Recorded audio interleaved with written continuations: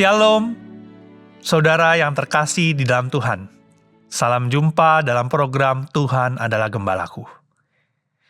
Di sebuah kerajaan besar pada zaman dahulu, ada seorang raja yang tidak hanya memerintah rakyatnya sendiri, tetapi ia juga memerintah bangsa-bangsa di sekitarnya. Beberapa di antara mereka tunduk kepadanya dengan sukacita, sementara yang lain menolak pemerintahannya dan memilih jalan mereka sendiri. Tetapi pada akhirnya baik mereka yang menerima maupun yang menolak, semua tetap ada di bawah otoritasnya. Saudara, kisah ini menggambarkan realitas yang lebih besar, di mana Allah bukan hanya Allah bagi satu bangsa, tetapi Ia adalah Allah bagi seluruh umat manusia. Ia bukan hanya Allah bagi Israel, tetapi juga bagi semua suku dan bangsa di bumi. Kejadian 10 mencatat penyebaran dari keturunan Nuh menjadi berbagai bangsa, mengajarkan kepada kita bahwa Tuhan berdaulat atas sejarah manusia dan mengatur setiap bangsa sesuai dengan rencananya. Karena itu mari kita bersama-sama membaca dari Kejadian 10 ayat 1-32. Inilah keturunan Sem, Ham, dan Yafet, anak-anak Nuh. Setelah air bah itu lahirlah anak-anak lelaki bagi mereka.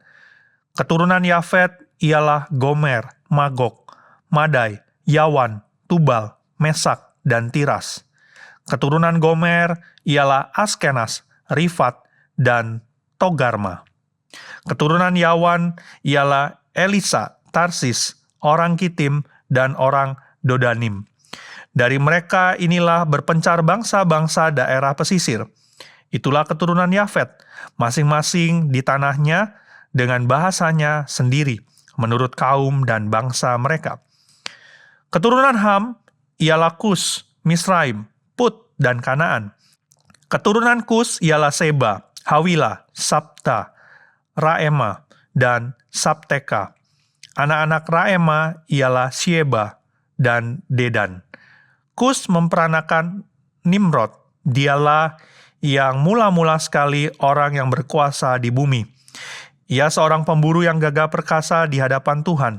Sebab itu dikatakan orang, seperti Nimrod, seorang pemburu yang gagah perkasa di hadapan Tuhan. Mula-mula kerajaannya terdiri dari Babel, Erek, dan Akad. Semuanya di tanah Sinear.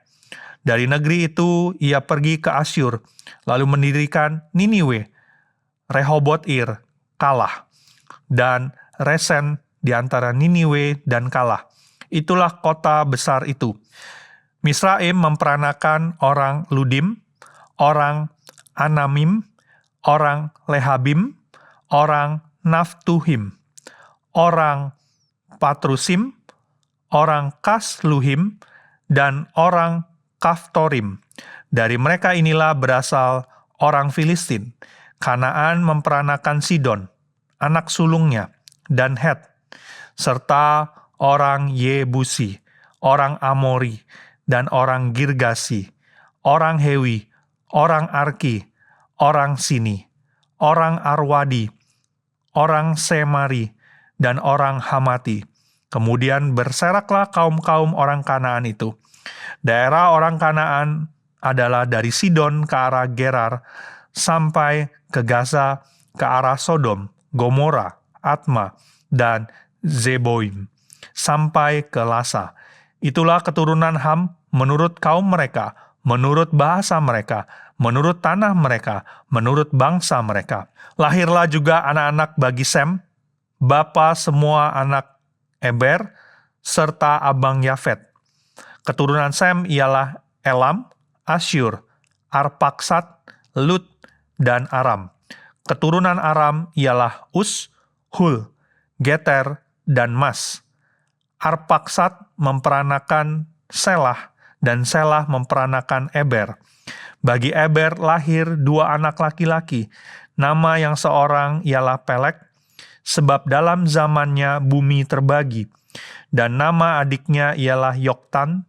Yoktan memperanakan Almodad, Selef, Hazar Mawet, dan Yerah, Hadoram, Uzal, dan Dikla, Obal, Abimael, dan Sheba, Ofir, Hawila, dan Yobab. Itulah semuanya keturunan Yoktan. Daerah kediaman mereka terbentang dari Mesa ke arah Sefar, yaitu pegunungan di sebelah timur. Itulah keturunan Sem, menurut kaum mereka, menurut bahasa mereka, menurut tanah mereka, menurut bangsa mereka. Itulah segala kaum anak-anak Nuh, menurut keturunan mereka, menurut bangsa mereka, dan dari mereka itulah berpencar bangsa-bangsa di bumi setelah air bah itu. Setelah air bah, dunia dimulai kembali dengan Nuh dan keturunannya. Dari 3 anaknya, Sem, Ham, dan Yafet, muncul bangsa-bangsa yang kemudian memenuhi bumi. Namun mereka tidak tersebar dengan sendirinya. Semua ini terjadi dalam kendali Allah. Seringkali saat kita membaca Perjanjian Lama dan berpikir bahwa Allah hanya peduli kepada Israel, tetapi bagian ini menunjukkan bahwa sejak awal Allah adalah Tuhan atas seluruh bumi. Dia bukan hanya Tuhan bagi satu kelompok, tetapi bagi setiap suku dan bahasa. Ini menjadi semakin jelas dalam Perjanjian Baru ketika Tuhan Yesus datang. Bukan hanya untuk menyelamatkan Israel, tetapi untuk menebus setiap manusia dari segala bangsa. Apa yang dimulai dalam Kejadian 10 menemukan puncaknya dalam Matius 28 ayat 19. Ketika Yesus berkata, "Pergilah, jadikanlah semua bangsa muridku." Terkadang kita melihat sejarah dan berpikir bahwa dunia berjalan tanpa arah.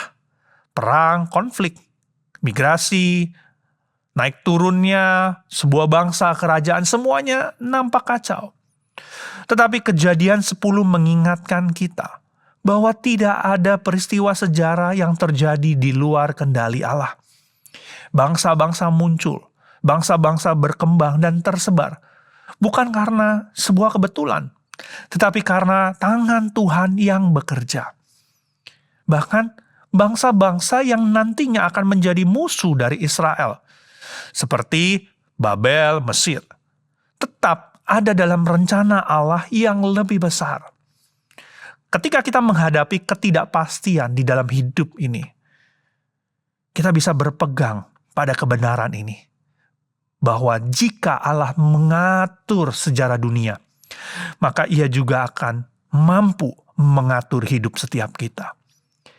Tidak ada yang terjadi di luar kehendak Tuhan. Dan setiap langkah dalam hidup kita ada dalam rencananya yang sempurna. Salah satu hal yang luar biasa tentang bagian ini adalah bagaimana Tuhan mempersiapkan jalan bagi kedatangan Sang Juru Selamat. Dari seluruh keturunan Nuh, ada satu garis yang Tuhan pilih secara khusus, keturunan Sem.